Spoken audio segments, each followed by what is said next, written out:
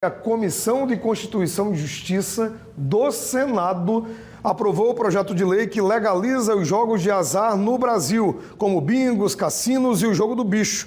O que é que muda com isso, hein?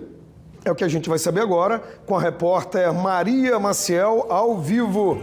Maria, bem-vinda mais uma vez. O que é que muda, o que é que as empresas têm que seguir a partir de agora? Porque a gente já sabe que, se for legalizado mesmo, as empresas devem seguir aí uma série de exigências para que então possa funcionar e oferecer esse tipo de serviço, né? É com você. Pois é, Douglas, para essa liberação acontecer, é preciso ainda que esse projeto de lei ele passe pelo plenário do Senado. E assim, só depois que ele for, então, aprovado, é que tudo passa, então, a valer. Agora, muita coisa muda, sim, principalmente porque jogos como o jogo do bicho, jogos também online e essa questão também até cassinos, aposta em corridas de cavalo, também estarão liberados. Quer dizer, não vão ser mais ilegais. Aqui do meu lado está o o advogado Leonardo de Moraes, para ajudar a gente a entender um pouquinho, então, como é que vai funcionar isso, né? O projeto é de legalização de todos os jogos de azar, indistintivamente? Boa tarde.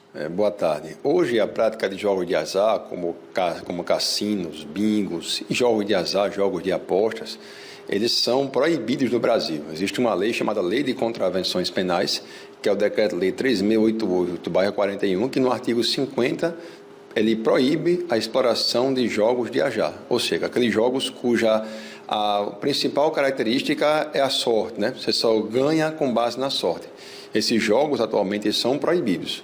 O que existe hoje é um projeto de lei que foi aprovado ontem pela Comissão de Constituição e Justiça, uma votação apertada de 14-12, que traz um projeto de regulamentação do cassino, do jogo de azar, e também do jogo do bicho e também dos bingos, né? Então, eles passarão a ser regulamentados se a lei for aprovada. O que aconteceu ontem foi a aprovação pela Comissão de Constituição e Justiça. Ainda falta a aprovação pelo plenário para saber se esses jogos serão proibidos ou permanecerão proibidos ou se serão permitidos. Agora, essa lei passando, sendo aprovada, aí vai carecer ainda de uma regulamentação, né? Vai ter que ter aí um ministério, um órgão responsável por toda essa regulação, né? Esse controle. Isso. A lei ela traz uma permissão, né? Se o projeto de lei traz uma permissão, se for aprovado, e claro que o projeto de lei traz normas gerais, que depende, portanto, de uma regulamentação mais específica. É a mesma comparação que existe com a legislação de desarmamento, por exemplo. Você tem uma lei geral e tem regulamentos que vão tratar da matéria com mais especificidades, né, com mais detalhes. Então, é esse o objeto do projeto de lei. Claro, há discussões a favor, discussões contra, a favor com uma arrecadação maior pelo Estado, contra a quantidade de pessoas que têm seu patrimônio dilapidado. Enfim, são argumentos sociais importantes que vão ser levados em consideração amanhã para aprovação ou não aprovação deste projeto de lei.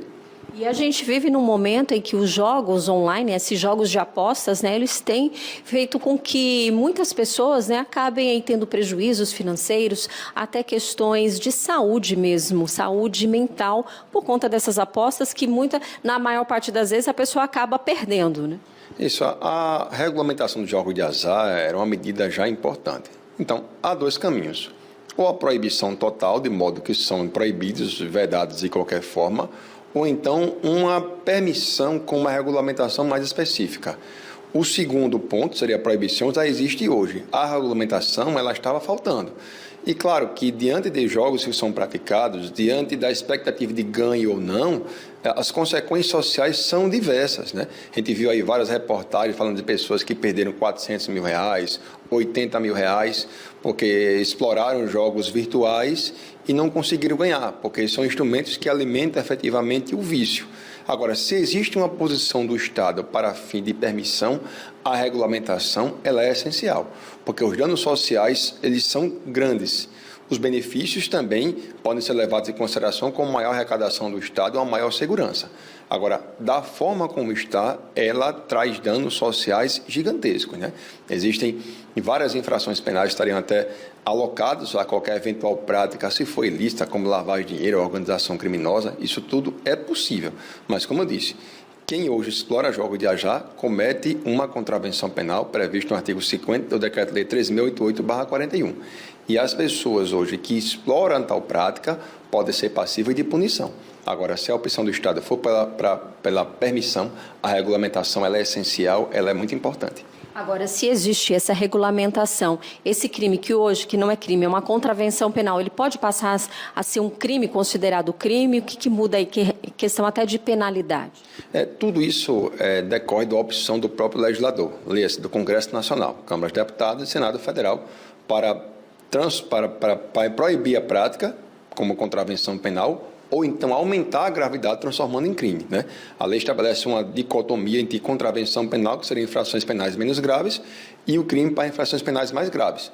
Tudo isso depende de uma opção legislativa, né? De você trazer uma maior penalidade para isso, caso alguém pratique algum fato aí à margem da lei. Agora, como é opção legislativa, temos que observar aí quais são os próximos caminhos que o Congresso Nacional vai tomar daqui para frente. Obrigada, então, pelas informações. É como o advogado explicou, né? Agora é a gente aguardar, né? Vamos ver como é que vão se encaminhar, né, Douglas, essas discussões lá no Senado, né? Por conta, então, dessa lei, essa liberação, essa possibilidade aí de liberação dos jogos de azar, jogos de apostas, né?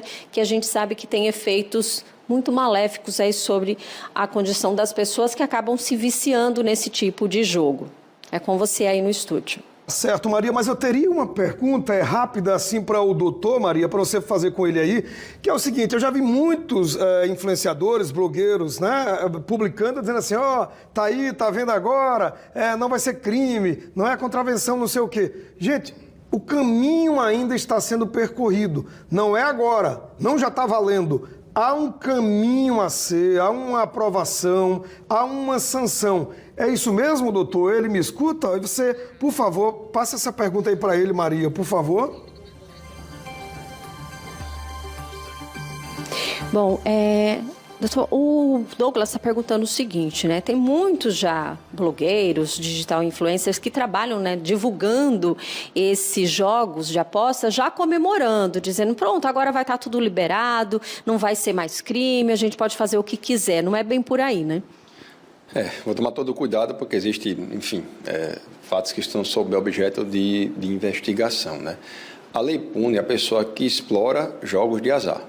Geralmente é aquela pessoa que tem toda uma estrutura, que recebe pessoas para jogar bingo na sua casa, enfim, aquelas práticas irregulares que a própria legislação proíbe hoje. A pergunta que se faz quem é um eventual influenciador digital que divulga tal prática, ele não está explorando, ele está divulgando a prática que é explorada por alguém. Ele comete ou não um crime, né? Do ponto de vista da própria legislação penal, ela estabelece que é possível aplicar a punição para aquele que pratica o comportamento que quer explorar, como também aquele que participa, lê assim, incentiva as pessoas a praticarem, né? Então, é uma discussão importante que levou, portanto, até essa operação que está aí em vigor aí pela própria Polícia Civil aqui de Alagoas, né?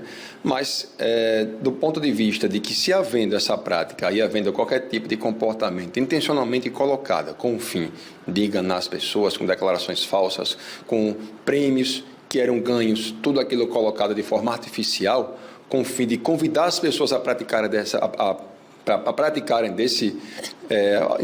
dessas plataformas e consigam aportar dinheiro sem ganhar nada, ou seja, elas intencionalmente estão usando um ardil para enganar as pessoas, aí se poderia falar, eventualmente, no crime de estelionato, né? Dentre outras práticas correspondentes. Acho que até as pessoas que se sentem vítimas, eventualmente, dessa prática, elas podem buscar uma reparação, né, pelo gasto que teve. Eu até falei recentemente que uma pessoa falou que gastou quase R$400 mil, enfim, dessa prática. Se houver a comprovação pelo estelionato, ela pode pedir a reparação por cada ponto, por cada gasto que teve, desde que haja a comprovação efetiva da intenção de cometer o estelionato.